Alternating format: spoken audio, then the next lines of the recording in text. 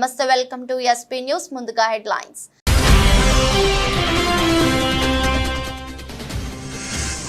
సుంకిశాల ప్రాజెక్టును సందర్శించిన మంత్రులు ఉత్తమ్ కుమార్ రెడ్డి, తుమ్మల నాగేశ్వరరావు. కూలిపోయిన సుంకిశాల సైడ్ వాల్ ప్రదేశాన్ని పరిశీలించిన మంత్రులు.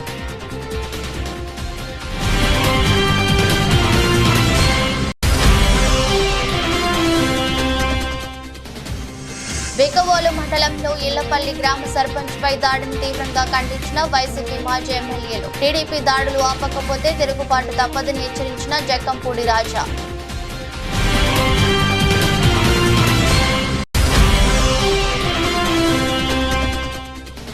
తెలంగాణలో కటకటాల పాలైన మరో అభివృద్ధి అధికారి. నిజామాబాద్ నగర పాలక సంస్థ సూపరింటెండెంట్ నివాసంలో ఏసీబీ సోదాలు. 6.07 కోట్ల ఆస్తుల స్వాధీనం.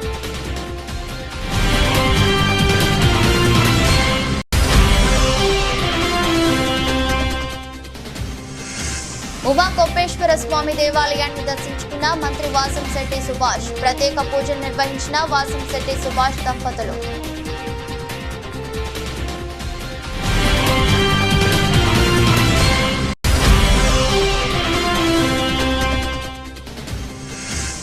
పారిస్ ఒలింపిక్స్ భారత ఖాతాలో మరో పథకం. రెజ్లింగ్ లో కాంస్యం గెలిచిన అమన్ శివరావత్.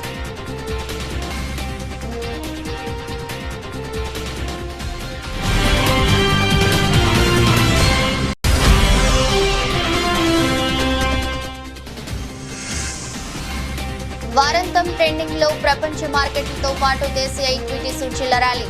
మదుపర్లకు కాసుల వర్షం.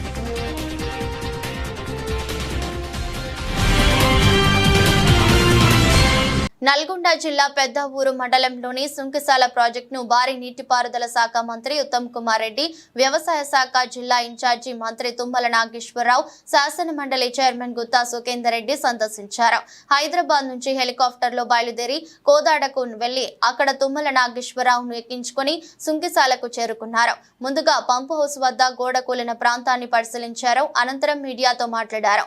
సుంకిశాల ఘటనపై దురుద్దేశపూర్వకంగా రాజకీయ ఆరోపణలు చేయడం సరికాదని శాసన మండలి చైర్మన్ గుత్తా సుఖేందర్ రెడ్డి అన్నారు.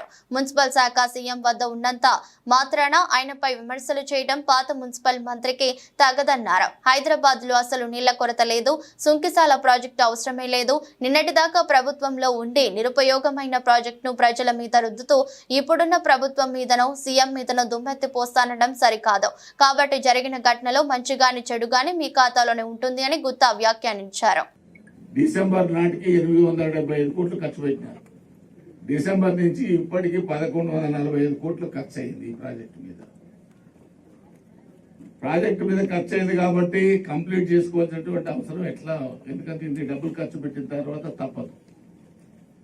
కానీ ఇదేదో రాజకీయంగా ముఖ్యమంత్రి గారి వద్దనే ఈ మున్సిపల్ అడ్మినిస్ట్రేషన్ ఉంది, ఆయన పట్టించుకోలేదనో అని పాత మున్సిపల్ మంత్రి గారు చెప్తా ఉన్నారు. కాబట్టి ఇవన్నీ రాజకీయ ప్రేరేపితమైనటువంటి ఆరోపణలు, సత్యదూరమైనటువంటివి. ఇవాళ హైదరాబాద్ కు ఏకేబీఆర్ కృష్ణా వాటరే కాకుండా ఎల్లంపల్లి నుంచి గోదావరి వాటర్ కూడా పైప్ లైన్ ఫేజ్ 1 గతంలోనే రాజశేఖర రెడ్డి గారు ముఖ్యమంత్రిగా ఉన్నప్పుడే స్టార్ట్ అయింది. ఆ పని కూడా అక్కడి నుంచి కూడా నీళ్లు వస్తున్నాయి. టన్నల్ పూర్తయితే గ్రావిటీతోనే పూర్తవుతుంది. కాబట్టి ఇవన్నీ వాస్తవమైనటువంటివి. మరి 22లో ప్రారంభమైనటువంటి ఈ సుంకిశాల ప్రాజెక్టు ఎవరి కొరకు ప్రారంభిస్తున్నట్టు, ఎవరి కొరకు ఇది కట్టినట్టు, ఎందుకు 7 సంవత్సరాలు 8 సంవత్సరాలు సైలెంట్ గా ఉన్నది ప్రభుత్వం? బ్రహ్మాండంగా హైదరాబాద్ లో నీళ్లు పోతున్నాయి. ఎక్కడ కూడా వాటర్ షార్టేజ్ హైదరాబాద్ లో లేదు. ప్రతి సమ్మర్ లో ఏమైనా తక్కువ అయితే లో లెవెల్లో మోటార్లు పెట్టి ఇదే సంపులు వేస్తున్నాం, నీళ్ళు ఇస్తున్నాం.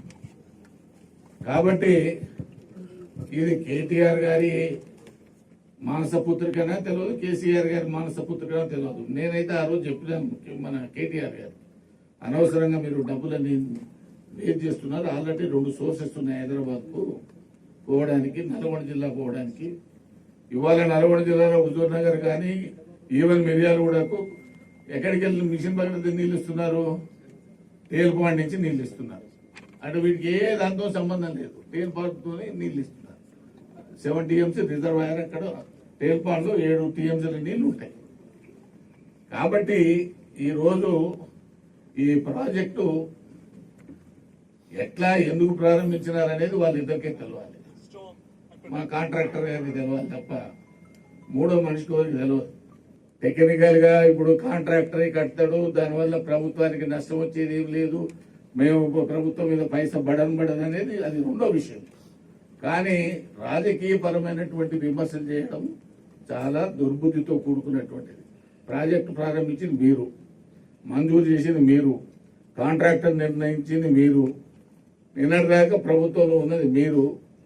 ఇవాళ ఇప్పుడున్న ప్రభుత్వం మీదనో ముఖ్యమంత్రి గారి మీదనో దుమ్మెత్తి కోసుకోవడం అనేటువంటిది మంచిది కాదు. ఎందుకంటే బాధ్యతాయుతంగా మీరు వ్యవహరించినటువంటిది. కాబట్టి దీనికి తప్పు కానీ మంచి కానీ ఒప్పు కానీ చెడు కానీ అంతా మీ ఖాతాలోనే ఉంటుంది తప్ప రేవంత్ రెడ్డి గారి ప్రభుత్వం మీదనో ఉత్తమ్ కుమార్ రెడ్డి గారి మీదనో కోమటిరెడ్డి వెంకరెడ్డి గారి మీదనో లేకపోతే ఇంకోరి మీదనో తుమ్మల నాగేశ్వరరావు మీద ఇచ్చేదానికి అవకాశం లేదు. టీడీపీ అధికారంలోకి వచ్చాక రాష్ట్ర వ్యాప్తంగా చేస్తున్న దాడులకు అరాచకాలకు అనపర్తి పరాకాష్ఠగా మారిందని జిల్లా వైసీపీ అధ్యక్షుడు రాజానగరం మాజీ ఎమ్మెల్యే జక్కంపూడి రాజా విమర్శించారు. పవన్ కళ్యాణ్ బీజేపీలతో జతకట్టి సూపర్ 6 పథకాలు రకరకాల హామీలు గుప్పించి పదే జగన్మోహన్ రెడ్డి మీద బురద చల్లి అధికారంలోకి వచ్చిన తెలుగుదేశం ప్రజలకు మంచి చేయడం మీద దృష్టి పెట్టడం లేదని ఆయన ధ్వజమెత్తారు. తమకు ఓట్లు వేయని వారిని ఏ విధంగా ఇబ్బందులకు గురి చేయాలి, ఎలా హతమార్చాలి, వారి మీద ఎలా కేసులు బనాయించాలి, వాళ్ళ ఆస్తులు ఎలా కూలగొట్టాలి అనే దానిపైనే వారి ఆలోచన నిమగ్నమై ఉందని విమర్శించారు.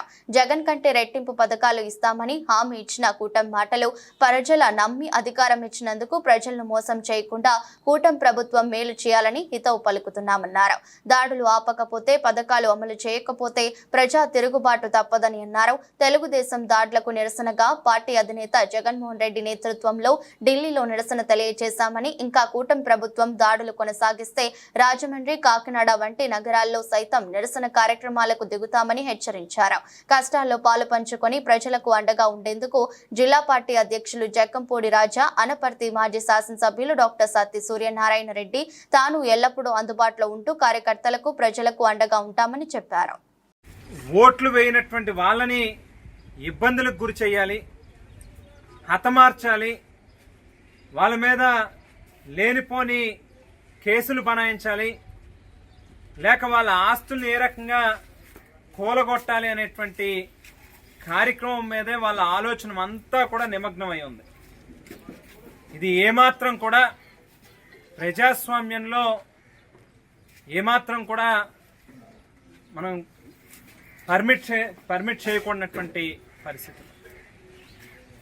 మరి ఈవేళ ఇటువంటి పరిస్థితులకి తిరుగుబాటు అనేటువంటిది ఆంధ్ర రాష్ట్రం మొత్తానికి ఈ ఎల్లపల్లి గ్రామం నుంచే మొదలైందనేటువంటి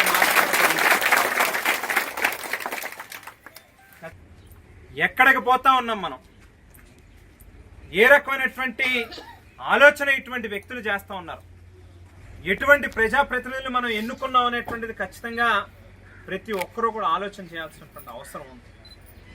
వేళ కేవలం మీ కంటికి మీ ఎదురుగుండా కనిపిస్తా ఉన్నటువంటి మీ సర్పంచ్ గారు ఒకరే కాదు, వేళ అదృష్టవశాత్తు మీ అందరూ ఏకమై మీ ఐకమత్యంతో ఆయన్ని కాపాడుకోగలిగారు. కానీ ఇటువంటి వాళ్ళు వందల మంది, వేల మంది ఇప్పటికే పాపం చిత్రహింసలకు గురయ్యారనేటువంటిది ప్రత్యేకించి ఈ నియోజకవర్గంలో చివరిగా ఒకే ఒక్క మాట వైఎస్ఆర్ కాంగ్రెస్ పార్టీ శ్రేణులకు కానీ సామాన్యులకు కానీ అందరికీ కూడా స్పష్టంగా ఒకటే చెప్తా ఉన్నాం. ఇంకొక ఇన్సిడెంట్ కానీ అనపర్తి నియోజకవర్గంలో జరిగితే ఈసారి వాళ్ళ కార్లు వేసుకుని వాళ్ళ రౌడీల్ని, గోండాల్ని పెట్టుకుని మన ఇళ్ల మీదకి రావడం కాదు. ఈ గ్రామంలో ఏదైతే తిరుగుబాటు మొదలైందో రేపు ఇంకొక ఇన్సిడెంట్ కనుక జరిగితే ఇదే రామకృష్ణారెడ్డి ఇంటికి వేల మందితో మేమెళ్తాం అనేటువంటి మాటని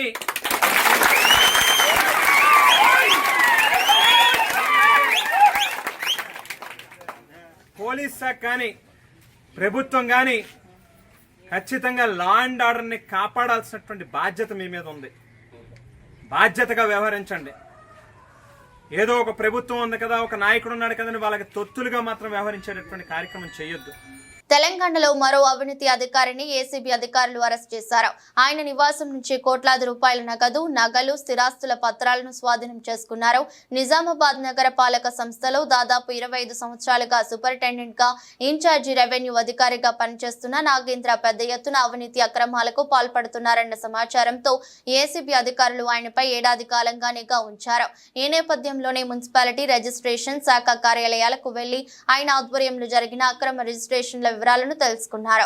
ఆదాయానికి మించి ఆస్తులు కలిగి ఉండదన్న పక్కా సమాచారంతో శుక్రవారం 4 బృందాలుగా ఏర్పడి నిజామాబాద్, నిర్మలలోని నరేందర్ కుటుంబ సభ్యులు, బంధువుల ఇళ్లలో ఏకకాలంలో తనిఖీలు చేశారు. నగర పాలక సంస్థ కార్యాలయంలోనూ సోదాలు జరిపారు.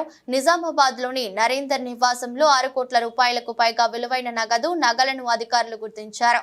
వాటిలో 2.93 కోట్ల నగదు, 6 లక్షల విలువైన 51 తులాల బంగారు ఆభరణాలు, 1.98 కోట్ల విలువ చేసే 17 స్థిరాస్తుల పత్రాలు, ఆయన భార్య తల్లి పేరున బ్యాంక్ ఖాతాలో 1.10 కోట్ల నగదు గుర్తించి స్వాధీనం చేసుకున్నామని ఏసీబీ అధికారులు తెలిపారు.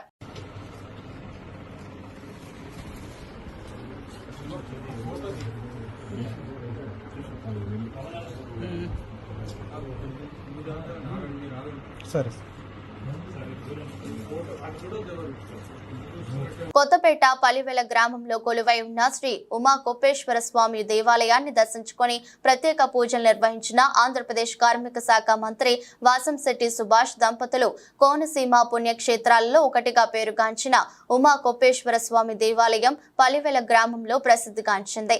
ఈ దేవాలయానికి ఈ రోజు ఉదయం ఆంధ్రప్రదేశ్ కార్మిక శాఖ మంత్రి స్వామికి ప్రత్యేక పూజలు నిర్వహించడానికి విచ్చేశారు. ఈ కార్యక్రమంలో దేవాలయం ముఖద్వారం వద్ద మంత్రి సుభాష్ దంపతులకు అత్యంత సన్నిహితులు, ఆప్తులు వీరవెల్లి శ్రీను ఘనంగా స్వాగతం పలికారు. పూజా కార్యక్రమం అనంతరం వీరవెల్లి శ్రీను ఇంటి వద్దను మంత్రి దంపతులకు చిరు సత్కారం ఏర్పాటు చేశారు. శ్రీను ఇంటి వద్దనే మంత్రి సుభాష్ మీడియా సమావేశం ఏర్పాటు చేశారు. ఈ సమావేశంలో మంత్రి సుభాష్ మాట్లాడుతూ ఆంధ్రప్రదేశ్ ను స్వర్ణాంధ్రప్రదేశ్ గా మార్చడమే ముఖ్యమంత్రి చంద్రబాబు నాయుడు లక్ష్యమని తెలియజేశారు. జిల్లాల్లో ఉన్న రోడ్లు మరియు తాగునీరు సమస్యలను వెంటనే పరిష్కరిస్తామని తెలిపారు. కార్యక్రమంలో పాల్గొన్న నాయకులకు, కార్యకర్తలకు వీరవెల్లి శ్రీను అల్పాహారం అందించారు. 2 నెలల పాలనలో చంద్రబాబు నాయుడు గారు నిరంతరం పేదవాళ్ళ కోసం, పేదవాళ్ళకి అందవలసిన సంక్షేమ పథకాల కోసం నిరంతరం డిపార్ట్మెంటల్ రివ్యూలు, కలెక్టర్లతో రివ్యూలు అన్నీ జరుగుతూ ఉన్నాయి. ఆయన నాకు తెలిసి 5-6 గంటలు మాత్రమే నిద్రపోతూ ఉన్నారు. మిగతా 18 గంటలు నిరంతరం రాష్ట్రాభివృద్ధి కోసం అందరితోని రివ్యూలు పెట్టి అన్ని డిపార్ట్మెంట్లు కూడా పనిచేసే విధంగా ముందుకు సాగుతూ ఉన్నారు. చంద్రబాబు నాయుడు గారు మా క్యాబినెట్లో ఇచ్చిన సూచనలు ఉంటే నేను పడుకోను, మిమ్మల్ని పడుకోను, నిరంతరం ప్రజల మధ్య ఉండండి, ఏ అంగు ఆర్భాటాలకు పోకండి అని చెప్పడం జరిగింది. ఇంకా విషయానికి వస్తే మరి మన సాక్షి టీవీ అధినేత జగన్మోహన్ రెడ్డి గారి విషయానికి వస్తే ప్రజలు ఏకంగా ఆయనకి 10 మంది శాసనసభ్యులు ఇచ్చారు. మరి ఆయన ఈ రోజు వరకు కూడా ఒకసారి వచ్చారు సేవ్ డెమోక్రసీ అని, మొదటి రోజున వచ్చాడు. ఆయన ఎవరు లేని టైంలో వచ్చి అసెంబ్లీలో త్వరగా వెళ్ళిపోయాడు. ఆయన్ని ముఖం చూపించడానికి కూడా ఆయనకి టైం ఉంటుంది. టైం అంటే భయం. గత ప్రభుత్వంలో చేసిన అవినీతి గురించి ప్రశ్నిస్తారనే భయం. అదేవిధంగా ఏ డిపార్ట్మెంట్ మీద ఆయనకు హోల్డ్ లేదు. సరిగ్గా ఆయన్ని ఓ డిబేట్లో కూర్చోబెడితే కనీసం ఈ 175 మంది ఎమ్మెల్యేలతో ఒకరితో కూడా డిబేట్ 164 ఎమ్మెల్యేలతో ఒక్కరితో కూడా డిబేట్ కూర్చోని పరిస్థితి అయింది. అదేవిధంగా సేవ్ డెమోక్రసీ 34 మంది వైసీపీ నేతలు చంపేశారని ఒక డివైడ్ టాక్ని తీసుకుని ఈ ప్రభుత్వం మీద విషం చిమ్ముదామనే నెపంతో ఆయన వచ్చారు. కానీ చంద్రబాబు నాయుడు గారు కానీ మీ అందరం కానీ మెదక్ జిల్లా చేగుంట మండలంలోని పులిమామిడి గ్రామం నుండి నిజాంపేట మండలంలోని కల్వకుంట గ్రామానికి వెళ్లే రహదారి 3 కిలోమీటర్ల దూరం పూర్తిగా అధ్వానంగా తయారైందని గ్రామస్తులు బుధవారం రోడ్డుపై ఏర్పడిన గుంతలతో వరి నాట్లు వేసి నిరసన తెలిపారు. ఈ సందర్భంగా గ్రామస్తులు మాట్లాడుతూ గత 7-8 ఏళ్ల నుండి ఈ రోడ్డు ఇలాగే ఉందన్నారు. పాలకులు మారినా ఈ రోడ్డును పట్టించుకున్న పాపాన పోలేదని ఆవేదన వ్యక్తం చేశారు. పులిమామిడి నుండి కల్వకుంటకు వెళ్లే రోడ్డు 3 కిలోమీటర్ల దూరం పూర్తిగా గుంతలమయంగా మారిందని, గుంతల వల్ల బైక్లు స్కిడ్ అయి కింద పడుతున్నారని ఆవేదన వ్యక్తం చేశారు. అధికారులు వెంటనే స్పందించి రోడ్డు మరమ్మతులు చేపట్టి సమస్యను పరిష్కరించాలని గ్రామస్తులు కోరుతున్నారు. ఇది పుల్మాన్ నుంచి కల్వకుంట రోడ్. ఇది 7-8 ఏళ్ళు అవుతుంది ఇట్లా ఉండబట్టి. పార్టీలు మారుతున్నారు, రాజకీయ నాయకులు మారుతున్నారు, కానీ మాకు మాత్రం ఎలాంటి రోడ్డు సహాయం ఏం లేదు. 7-8 ఏళ్ళ నుంచి ఇట్నే నడవడం జరుగుతుంది. అన్ని గుంతలు కుక్కలు ఉన్నాయి. చాలా వరకు బైక్ స్కిడ్ అయి పడడం కూడా జరుగుతుంది. దయచేసి ఇప్పుడన్నా స్పందించి ఏమన్నా రోడ్డు వేయగలరని కోరుతున్నాం. ఎంతమంది రాజకీయ నాయకులు మారినా కానీ రోడ్డు మారతలేదు. 3 కిలోమీటర్లు ఉంది, చేయమంటే ఎవరు చేయట్లేదు. ఎక్కువ దూరం ఉన్నా కానీ పట్టించుకోకపోతే అదో అర్థం ఉంటుంది. 3 కిలోమీటర్లు ఇప్పుడు 3 సంవత్సరాలు 4 సంవత్సరాల నుంచి కూడా ఈ రోడ్డు ఇట్నే ఉంటుంది. వర్షాకాలం వస్తే చాలా ఇబ్బంది అవుతుంది. చాలామంది నైట్లో పడ్డోళ్ళు ఉన్నారు, చాలామందికి దెబ్బలు తాకిన వాళ్ళు కూడా చాలామంది ఉన్నారు. దీన్ని కొద్ది తొందరగా పరిష్కరించాలని కోరుతున్నాను. ఆర్టీసీని ఆదాయ వనరులుగా తీర్చిదిద్దాలని, తద్వారా సంపద సృష్టించుకునేందుకు అవకాశం కలుగుతుందని శ్రీకాకుళం ఎమ్మెల్యే గొండు శంకర్ అన్నారు. నగరంలోని ఆర్టీసీ కాంప్లెక్స్ ఆవరణలో ఎంప్లాయీస్ యూనియన్ నూతన కార్యాలయాన్ని శ్రీకాకుళం ఎమ్మెల్యే గొండు శంకర్ గురువారం ప్రారంభించారు. ఈ సందర్భంగా మాట్లాడుతూ త్వరలోనే ఆర్టీసీ కాంప్లెక్స్ ను కమర్షియల్ కాంప్లెక్స్ గా మార్చడం ద్వారా ఆదాయాన్ని పొందవచ్చునని తెలిపారు. విజయవాడకు బస్సు మాదిరిగానే తిరుపతికి కూడా బస్ సౌకర్యాన్ని కల్పిస్తే సిక్కోలు వాసులకు ఎంతో ఉపయోగకరంగా ఉంటుందన్నారు. సూపర్ 6 ను ఖచ్చితంగా అమలు చేసి తీరుతామన్నారు. ఇప్పటికే పింఛన్లను పంపిణీ చేస్తున్నామని, ఆగస్టు 15 నుంచి అన్న క్యాంటీన్ ను ప్రారంభిస్తామని తెలిపారు. త్వరలోనే మహిళలకు బస్సు ప్రయాణ సౌకర్యాలు కూడా కల్పిస్తామని వివరించారు. ఆర్టీసీ యొక్క పరిస్థితి ఏంటో, ఒక పక్క ప్రభుత్వంలో విలీనం చేస్తామని చెప్పి కూడా ఎటువంటి బెనిఫిట్స్ లేకుండా అందరినీ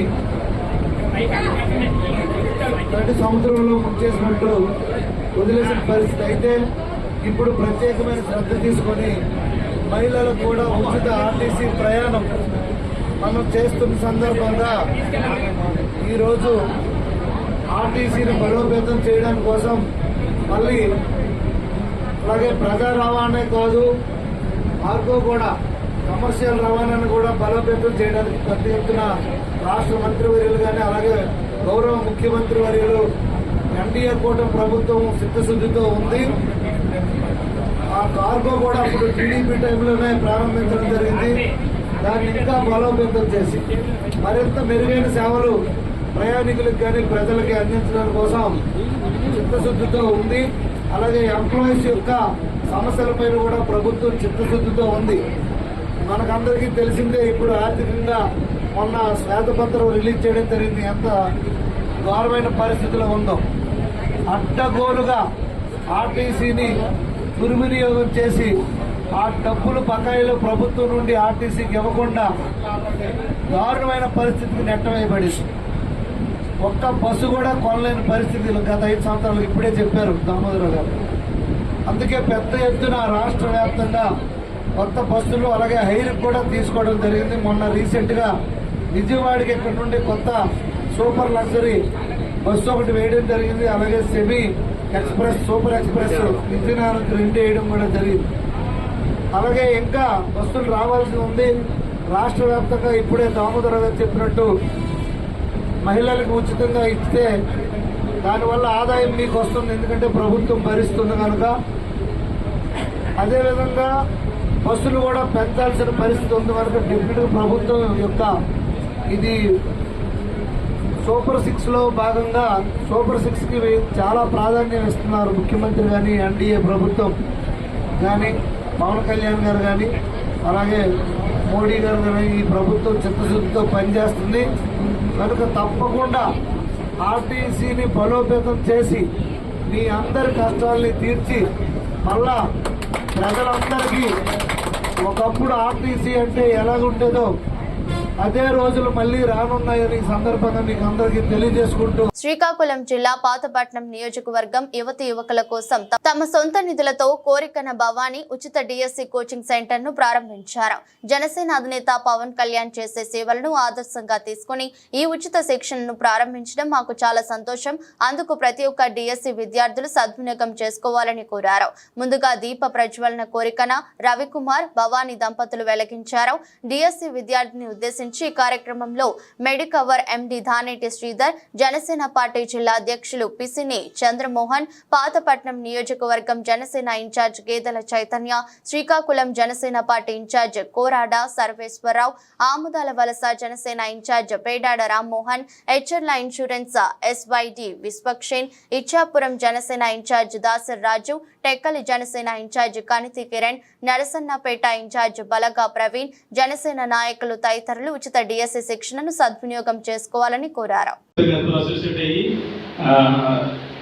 సత్యసాయి సేవా సమితి ద్వారా కూడా కొన్ని ఉచిత కోచింగ్ సెంటర్స్ అది చేయడం జరిగింది. సో ఆయన సపోర్ట్ తీసుకుని నేను చేయగలను నమ్మకంతో, ఆయన మీద నమ్మకంతో గత 2 నెలలుగా ఆయన ప్రోత్సహిస్తూ విపరీతంగా ఒత్తిడి చేస్తూ సాధ్యమైనట్టుగా it's not so easy but we can do it, we are complete to do it. So నిబద్ధతలో ఎలాంటి లోపం ఉండదు. ఏదో ఈరోజు స్టార్ట్ చేస్తాం అర్థం చేసుకుని, అంటే మీ స్థాయికి తగ్గట్టుగా ఇది లేదు ఇక్కడ, అది చిన్న ప్రయత్నం. దయచేసి మీ పూర్తి సహకారాన్ని కోరుకుంటున్నాం సార్. సో ఆయన one of the best faculties for you know it very well, right students, you know it very well. So ఆయన ఆచారాలు, శాస్త్రీయ నిలయము, భారతదేశము, వీటన్నిటికీ మూలము విద్య. ఆ విద్యా సంబంధిత బాధ్యతాయుత సభా కార్యక్రమం ప్రారంభించుకున్నాం, సభా కార్యక్రమాన్ని నిర్వహిస్తున్నాం. శ్రీకాకుళం జిల్లా టెక్కలిలోని వైసీపీ ఎమ్మెల్సీ దువ్వాడ శ్రీనివాస్ ఇంటి వద్ద శుక్రవారం అర్ధరాత్రి 12 గంటల తర్వాత ఆయన భార్య దువ్వాడ వాణి, కుమార్తె దువ్వాడ హైందవి బైఠాయించి నిరసన తెలిపారు. శుక్రవారం రాత్రి నుంచి ఎమ్మెల్సీ ఇంటి వద్ద ఉద్రిక్తత పరిస్థితులు చోటు చేసుకున్నాయి.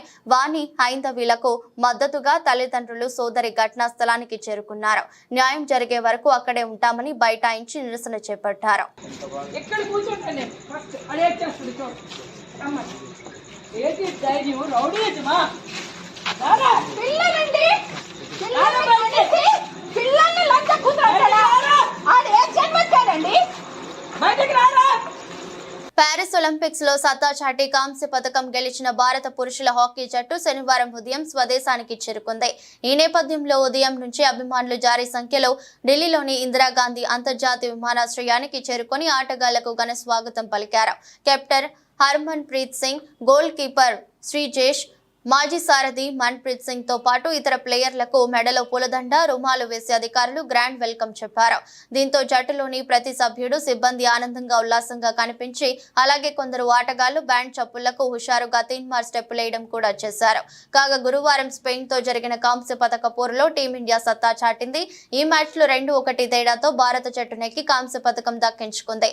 1968లో మెక్సికో సిటీలో జరిగిన ఒలింపిక్స్, 1972 మ్యానిచ్ ఒలింపిక్స్ లో వరుసగా 2 కాంస్య పతకాలను సాధించిన భారత హాకీ జట్టు ఒలింపిక్స్ లో వరుసగా 2 కాంస్య పతకాలు సాధించడం ఇది రెండోసారి. 2020 టోక్యో ఒలింపిక్స్ లో కూడా టీమిండియా కాంస్యంతో మెరిసిన విషయం తెలిసిందే. ప్యారిస్ ఒలింపిక్స్ లో భారత్ కు మరో పతకం లభించింది. 21 ఏళ్ల అమన్ సెరావత్ రెజింగ్ లో కాంస్యం సాధించారు. భారత్ కు ఇది 6వ పతకం. కాంస్య పతకం కోసం నిన్న 57 కిలోల విభాగంలో జరిగిన పోరులో 13-5తో వ్యూర్టోరికో రెజ్లర్ థరియన్ టోయ్ ను ఓడించి పతాకాన్ని తన మెడలో వేసుకున్నారు. ఈ పోటీలో భారత్ తరపున పోటీ పడిన ఏకైక పురుష రెజ్లర్ అమన్ సెమీ ఫైనల్లో జపాన్ టాప్ సీడ్రి హిచుగి చేతిలో 0-10 తేడాతో చిత్తుగా ఓడిన అమన్ ఈ మ్యాచ్ లో మాత్రం ఎలాంటి పొరపాట్లకు తావివ్వకుండా ప్రత్యర్థిపై పూర్తి పైప్ చేయి చూపించారు. అది నుంచి దూకుడు ప్రదర్శించి దరియన్ను చిత్తు చేసి పతాకాన్ని సొంతం చేసుకున్నారు. ఈ పతాకాన్ని అతడు తన దివంగత తల్లిదండ్రులు, దేశ ప్రజలకు అంకితం ఇచ్చాడు. ఒలింపిక్స్ తో పతకం సాధించిన ఒలింపిక్స్ లో పతకం సాధించిన 7వ భారత రెజ్లర్ గా అమన్ రికార్డులకు ఎక్కాడు. 1952లో హెలింగ్సీలో జరిగిన ఒలింపిక్ క్రీడల్లో కేడి జాదవ్ కాంస్యం కైవసం చేసుకున్నారు. స్వతంత్ర భారతంలో తొలి పతకం అందుకున్న రెజ్లర్ గా జాదవ్ పేరు రికార్డులో నిలిచిపోయింది. ఇక పతకం సాధించిన అమన్ ఖాతాలో మరో రికార్డు కూడా వచ్చేరింది. ఒలింపిక్స్ లో వ్యక్తిగత పతకం అందుకున్న అతిపిన్న వయస్కుడి సంవత్సరాలు 21 గాను అమన్ రికార్డు సృష్టించారు.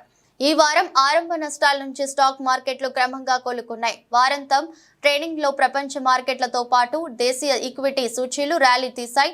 సెన్సెక్స్ ఒక దశలో 1098 పాయింట్ల వరకు పెరిగి 79,984.24 వద్ద ఇంట్రాడే గరిష్టాన్ని నమోదు చేసింది.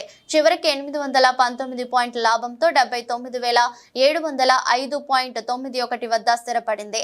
నిఫ్టీ సైతం ఇంట్రాడేలో 302 పాయింట్లు ఎగబాకినప్పటికీ చివర్లో 250 పాయింట్ల లాభంతో 24,367.50 వద్ద క్లైజ్ అయింది. అమెరికాలో నిరుద్యోగ భృతి క్లైమ్ల గణాంకాలు సానుకూలంగా నమోదు కావడంతో ఆర్థిక మాధ్యం భయాలు తగ్గుముఖం పట్టాయి. దాంతో అమెరికాతో పాటు ప్రపంచ మార్కెట్లో ట్రెండింగ్ సెంటిమెంట్ మెరుగుపడిందని ఈక్విటీ నిపుణులు పేర్కొన్నారు. ఈక్విటీ ఇన్వెస్టర్ల సంపద పరిగణించే BSE లిస్టెడ్ కంపెనీల మొత్తం మార్కెట్ క్యాపిటలైజేషన్ 4.46 లక్షల కోట్లు పెరిగి 450.21 లక్షల కోట్లకు చేరుకుంది. సెన్సెక్స్ లోని 30 నమోదిత కంపెనీలో 28 లాభపడ్డాయి. టెక్ మహీంద్రా షేర్లు 2.74% ఎగబాకి సూచీ టాప్ గెయినర్ గా నిలిచింది. Tata Motors, M&M, JSW steel, HCL tech, SBI షేర్లు 2% పైగా పెరిగాయి. మార్కెట్ దిగ్గజ షేర్లు రిలయన్స్ ఇండస్ట్రీస్ 1.82%, ఇన్ఫోసిస్ 1.71%, TCS 1.42% రాణించాయి. వార్తలు ముగించే ముందు మరోసారి హెడ్లైన్స్.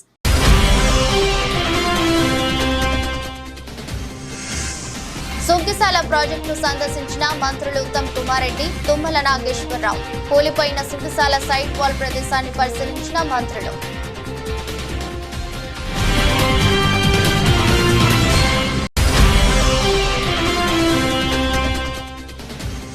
బికవోలు మండలంలో ఇళ్లపల్లి గ్రామ సర్పంచ్ పై దాడిని తీవ్రంగా ఖండించిన వైసీపీ మాజీ ఎమ్మెల్యేలు. టీడీపీ దాడులు ఆపకపోతే తిరుగుబాటు తప్పదని హెచ్చరించిన జక్కంపూడి రాజా.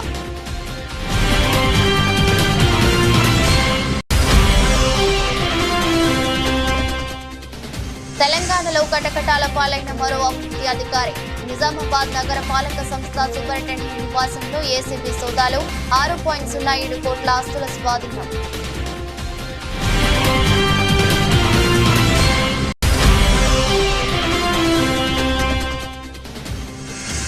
ఉమా కొప్పేశ్వర స్వామి దేవాలయాన్ని దర్శించుకున్న మంత్రి వాసంశెట్టి సుభాష్. ప్రత్యేక పూజలు నిర్వహించిన వాసంశెట్టి సుభాష్ దంపతులు.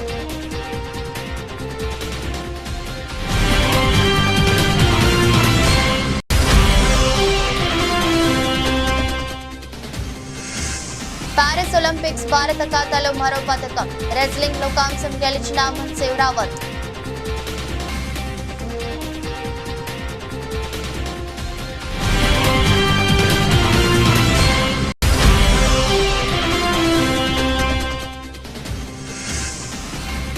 వారాంతం ట్రెండింగ్ లో ప్రపంచ మార్కెట్లతో పాటు దేశీయ ఈక్విటీ సూచీల ర్యాలీ. మదుపర్లకు కాసుల వర్షం.